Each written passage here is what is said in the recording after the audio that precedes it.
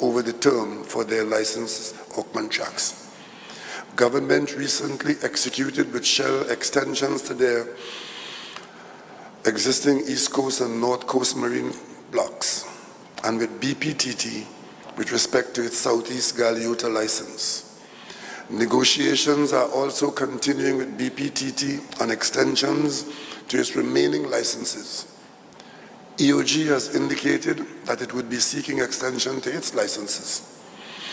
The request for extension of licenses and contracts is a further indication of the commitment of upstream companies to the development of resources within the license or contract acreages.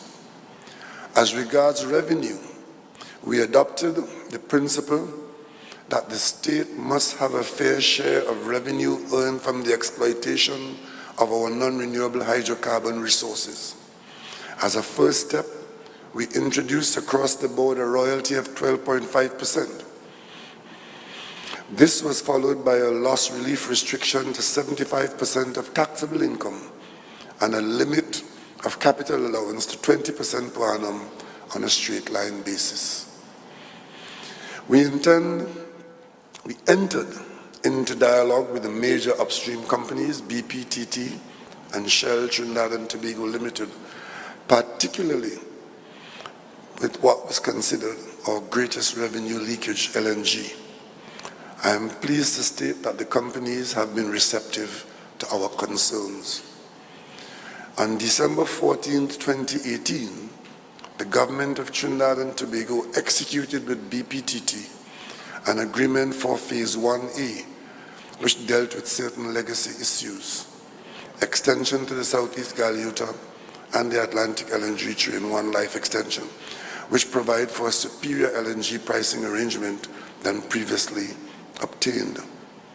The Atlantic LNG Train 1 extension was put on hold pending the evaluation by the gas supplier BPTT of its gas portfolio.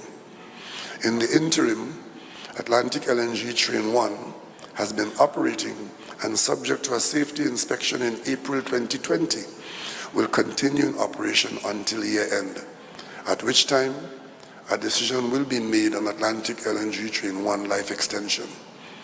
Any such extension would make planned downtime on other trains to be carried out without much disruption in the overall sustained output.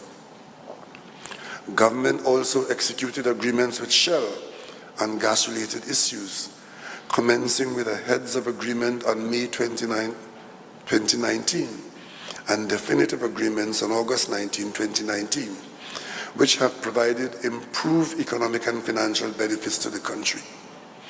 At present, the government is in active discussion with Atlantic LNG shareholders on an initiative that will revolutionize the LNG industry in Trinidad and Tobago.